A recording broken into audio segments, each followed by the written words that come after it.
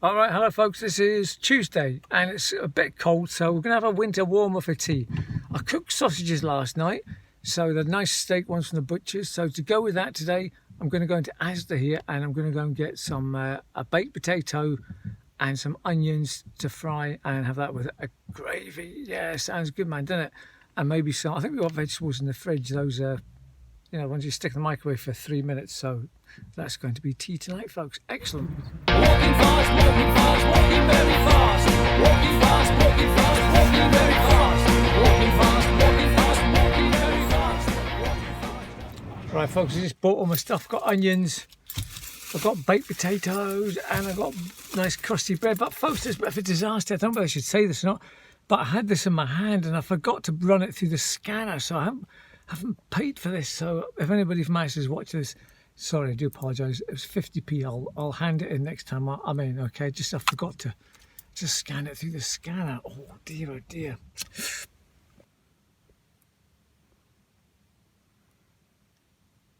What's he flashing at? Never return. Fat boy. And there's our tree, folks. There it is.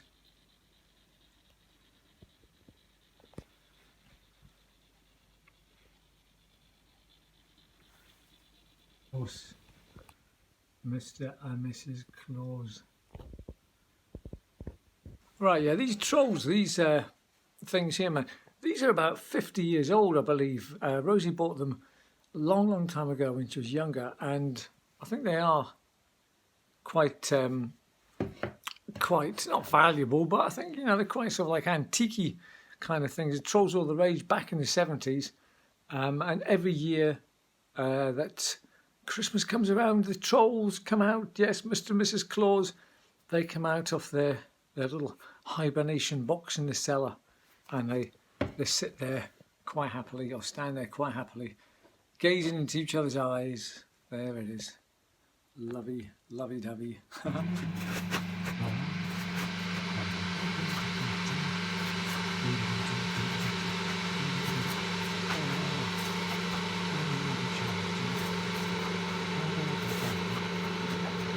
Gravy's on the go, yes.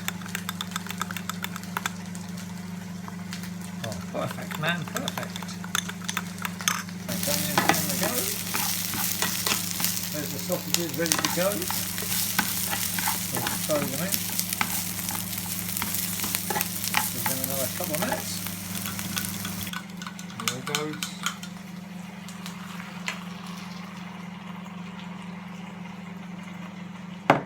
That looks great, man. Bobbling away. Oh, lovely. Like you're wrong, right. So it's start with a G, a B minor, and a C. It's an A minor, an F, and a G, and then a D7th. Right, so.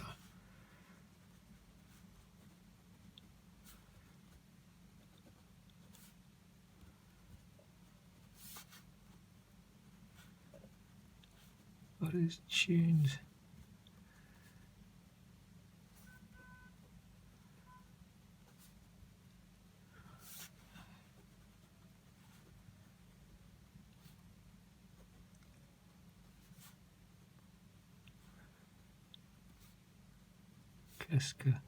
Qu'est-ce que c'est que ça?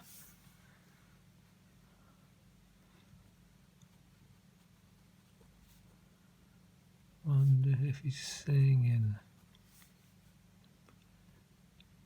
them up by his star. Right.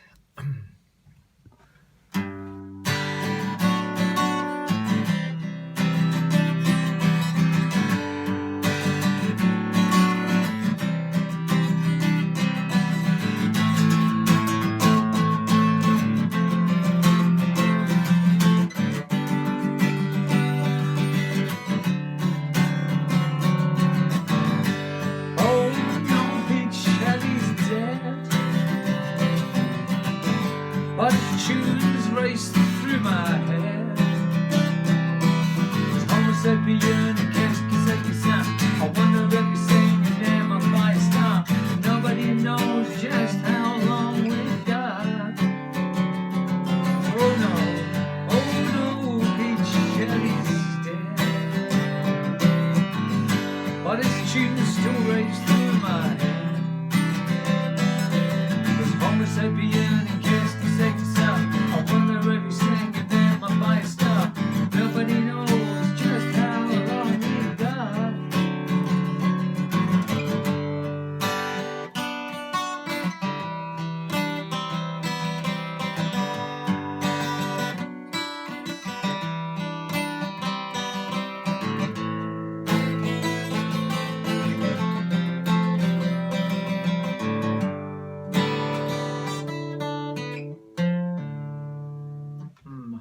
Alrighty folks, here we are now. Oh my goodness me, I'm looking rough these days. Oh, I've lost my glasses, what have I done with them? Oh, hang on a minute, I found this. Yeah, so now the song about Pete Shelley. Let me just explain a bit about it. Oh no, Pete Shelley's dead, his tune still raced through my head. His Homo sapien and qu'est-ce que c'est que ça? Wonder if you're singing them up by a star. Well, it's a bit of a dodgy rhyme, sa and star, and I don't know how that scans out. But anyway, his Homo sapien and his qu'est-ce que c'est que ça. After he left the Buzzcocks, he went solo, and he had two. I think I can't remember the albums he had now, but the two singles he had were Homo sapien and qu'est-ce que c'est que ça. I actually had the albums, and they were fantastic. Really sort of 80s kind of vibe thing to them, a bit like the sort of the it's before sort of the Buggles.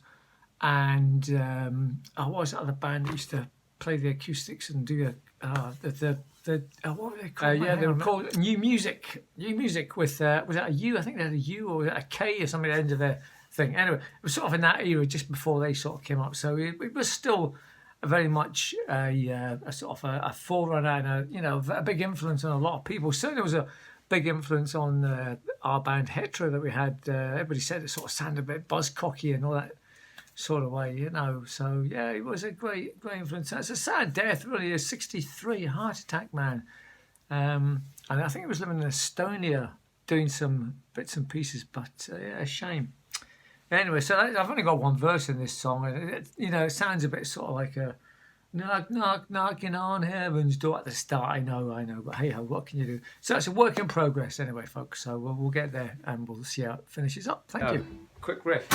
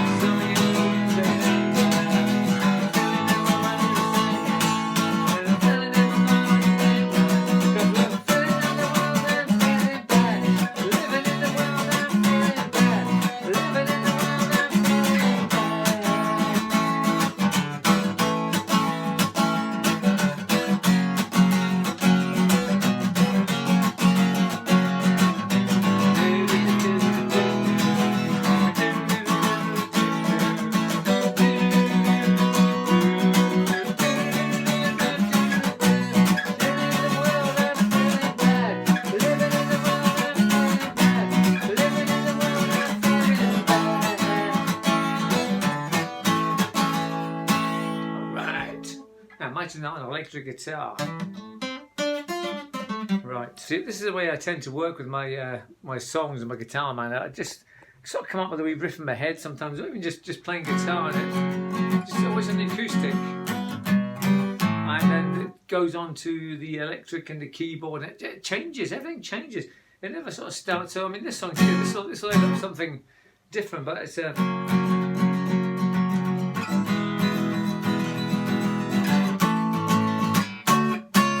Yeah, so you can imagine that with a nice drum beat behind it. Feeling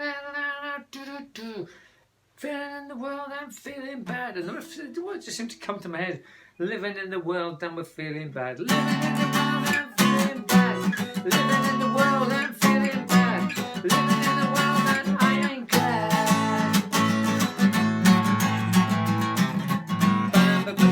there we go. That's how it kind of works out. I don't know how it comes in from the outer solar system, and it comes from planets miles away and just room into my brain and gets onto the keyboard. And away we go.